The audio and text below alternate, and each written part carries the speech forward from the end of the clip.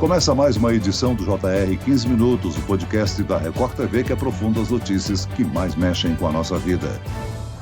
O empresário Thiago Brenan, acusado de estupro, agressão, ameaça e cárcere privado, deve chegar ao Brasil ainda nesta semana. Agentes da Polícia Federal foram aos Emirados Árabes Unidos para buscá-lo. A autorização para a extradição foi assinada no último sábado, dia 15 de abril. O que é o processo de extradição que obriga Thiago Brenan a voltar ao Brasil? Quais os acordos de extradição atualmente em vigor? E quando não há tratado? O 15 Minutos de hoje esclarece essas e outras dúvidas com o advogado especializado em Direito Internacional, José Luiz de Souza Moraes. Bem-vindo ao nosso podcast, doutor. Olá, é um prazer estar aqui com você, Celso e Felipe. É sempre um prazer estar com seus ouvintes. E quem nos acompanha nessa entrevista é o repórter da Record TV, Felipe Brandão. Ô Felipe, o pedido de extradição é uma esperança de justiça para as vítimas que acusam o empresário.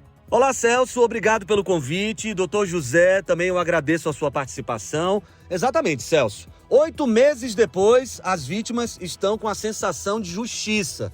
Segundo o Ministério Público de São Paulo, o empresário Thiago Brenan tem 5 pedidos de prisão preventiva decretados em território brasileiro por acusações de agredir uma modelo, sequestrar, tatuar, estuprar uma segunda mulher e estuprar também uma jovem e uma miss. Logo que o caso foi divulgado na imprensa e começou a ser investigado, o empresário se negou a entregar o passaporte e embarcou para os Emirados Árabes. Aí ele passou a ser considerado foragido. Mas no começo desta semana, Thiago foi preso pelas autoridades do país árabe.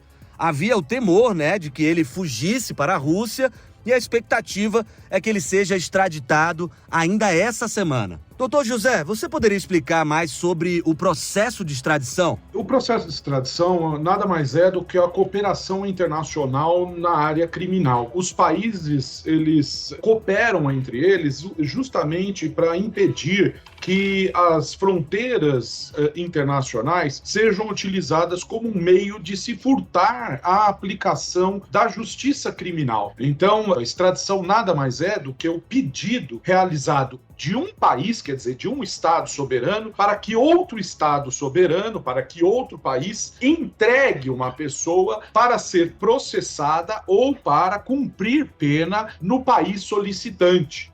Então, essa nada mais é do que a cooperação entre países, a cooperação internacional na área criminal, para a aplicação da lei penal ou para a realização de uma investigação criminal em que haja já uma prisão preventiva, uma prisão decretada pelo Estado solicitante. Agora, doutor José, para que um cidadão seja extraditado é preciso que haja, então, a decretação de prisão preventiva ou condenação definitiva contra ele. Mas o direito internacional determina que nenhuma nação é obrigada a aceitar um pedido de extradição. O que justifica o Estado requerido rejeitar um pedido desses? A extradição e todo o direito internacional, ao contrário do direito interno, em que todos nós somos submetidos a uma mesma norma jurídica, a uma mesma ordem jurídica, no direito internacional, os países funcionam com base em adesão. Eles têm uma liberdade, uma autonomia que decorre da soberania desses estados. Então, os estados, entre aspas, fazem só aquilo que eles bem querem,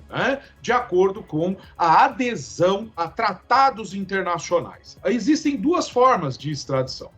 Uma extradição que é feita por um acordo, por um caso em concreto, ou uma extradição que é feita com base em um tratado, que é um acordo também, mas é um acordo pré-existente, realizado de forma expressa, de forma escrita entre os países. Quando há esses tratados, daí sim, dentro de alguns limites, os estados são obrigados, eles se obrigaram antes, a cumprir esse acordo de extradição. Quando não há esse tratado prévio, vai depender da política internacional de cada um, do momento em que esses países estão passando e daquilo que está envolvido, daquilo que está em jogo num determinado momento. Então, sempre vai depender, sim, de uma vontade do Estado em extraditar, em entregar uma pessoa para extradição. Mas, se já houver o tratado anterior firmado entre os Estados, isso é muito mais difícil que haja a negação dessa extradição, porque daí os limites, aí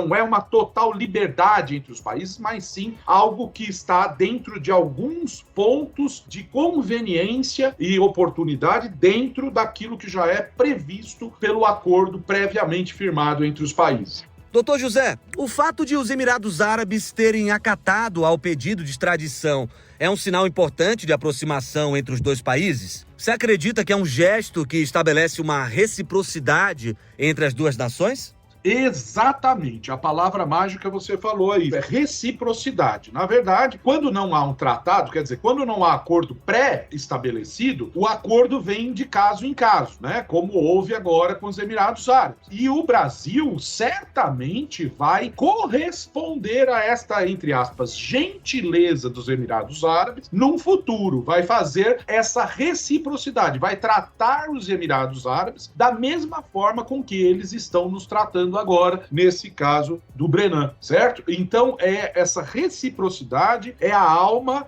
da extradição. Por isso que nós temos essas duas formas de extradição. Uma com um tratado, que é um acordo pensado, que vai valer para todos os casos futuros, e outras é uma extradição a mero pedido diplomático dos países. Então, o Brasil pediu diplomaticamente aos Emirados Árabes, que concordaram diplomaticamente em realizar a extradição. Agora, o Brasil mantém, segundo o Supremo Tribunal Federal, o STF, tratados de extradição com mais de 30 países e, historicamente, mantém acordos longevos. Quais são os principais países em que a extradição para o Brasil pode acontecer?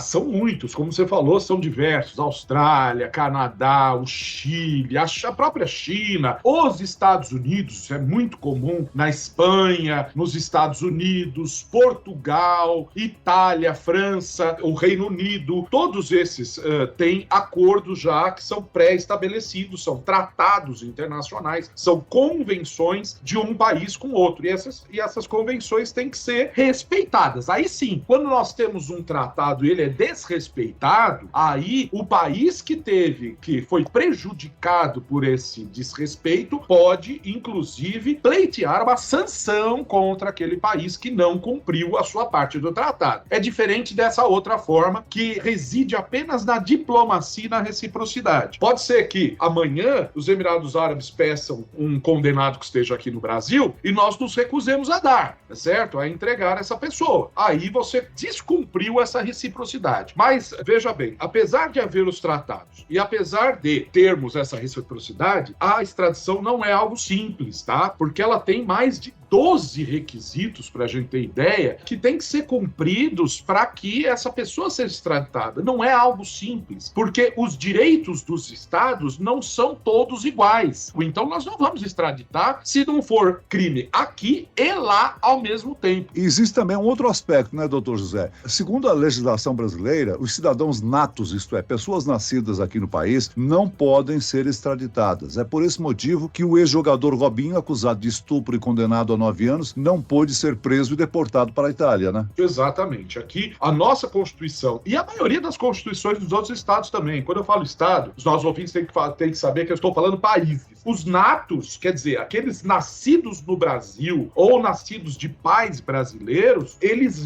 jamais podem ser extraditados, sem exceção nenhuma. Quanto aos naturalizados, existem algumas exceções. Existem, na verdade, 2 exceções na nossa própria Constituição, que é essa pessoa ter cometido o crime antes de ser naturalizada ou ser condenada por tráfico internacional de drogas. Então, nesses 2 casos, quando ele comete o crime antes e depois vai se naturalizar, a própria Constituição entende que essa naturalização foi usada como um meio de fraude para se furtar da pena criminal. Ou no caso de tráfico internacional de drogas, nós também extraditamos brasileiros naturalizados. Os natos, quer dizer, aqueles que nascem brasileiros, jamais podem ser extraditados. Bom, agora há outras alternativas para que casos como o de Robinho, por exemplo, sejam devidamente punidos.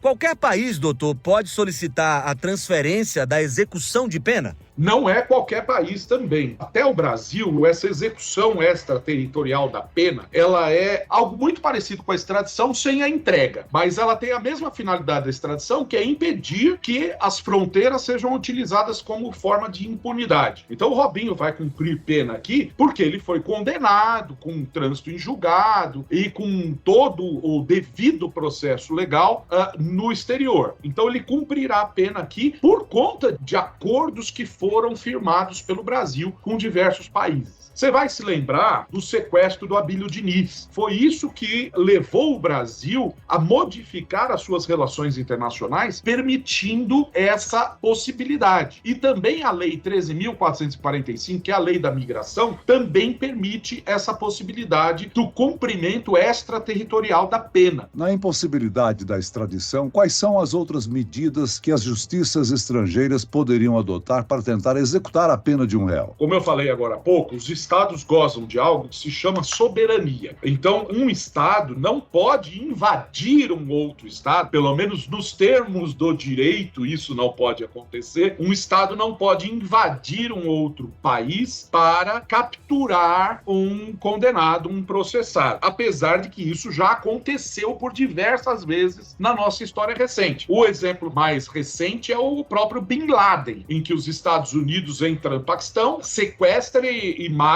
Bin Laden sem qualquer processo diplomático de extradição ou qualquer coisa do gênero, né? Porque há alguns países que vão, de fato, proteger essas pessoas, os condenados, para que eles se tornem impunes em relação a outros países. Isso é completamente fora dos padrões da extradição e do cumprimento extraterritorial de pena. Mas acontece. Um outro caso polêmico, doutor José, é o do jogador brasileiro Daniel Alves. Ele está preso desde janeiro na Espanha, acusado também de estupro.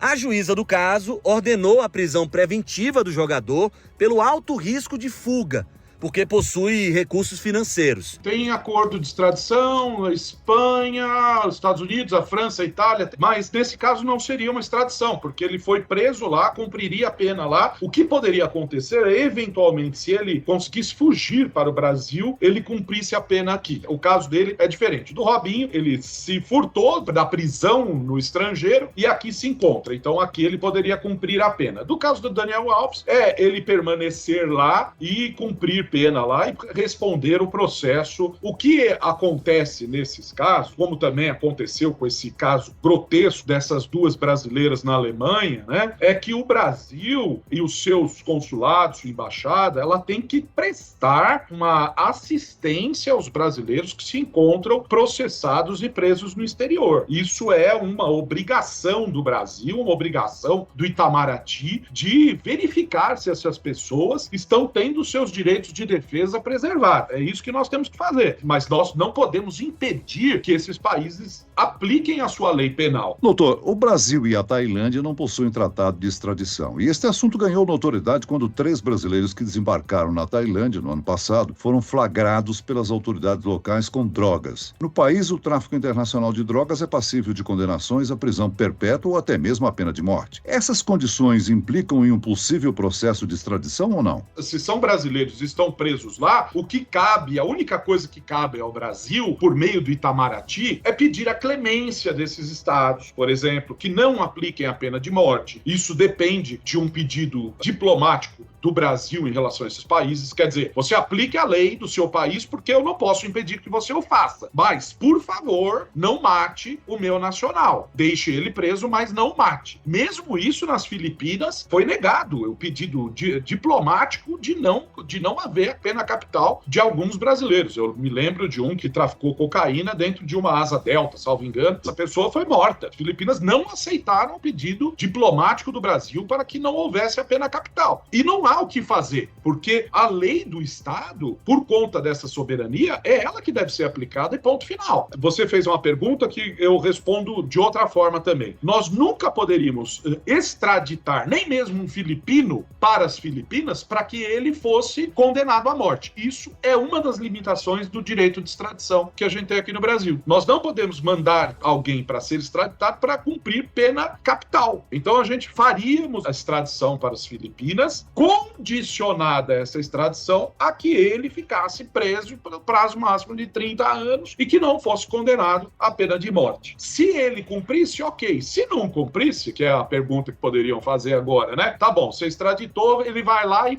matam o extraditado. O Brasil nunca mais vai extraditar ninguém às Filipinas, pela Tailândia ou para qualquer outro país que essa pena de morte seja realizada. Muito bem, nós chegamos ao fim desta edição do 15 Minutos. Eu quero aqui agradecer a participação e as informações do advogado especializado em Direito Internacional, José Luiz de Souza Moraes. Muito obrigado, doutor. Celso, é sempre um prazer estar com você, com o Felipe e com todos os nossos ouvintes. Um grande prazer. E agradeço a presença do repórter da Record TV, Felipe Brandão. Obrigado, Felipe. Muito obrigado, Celso, mais uma vez pelo convite. Doutor José, obrigado pela participação. Até a próxima.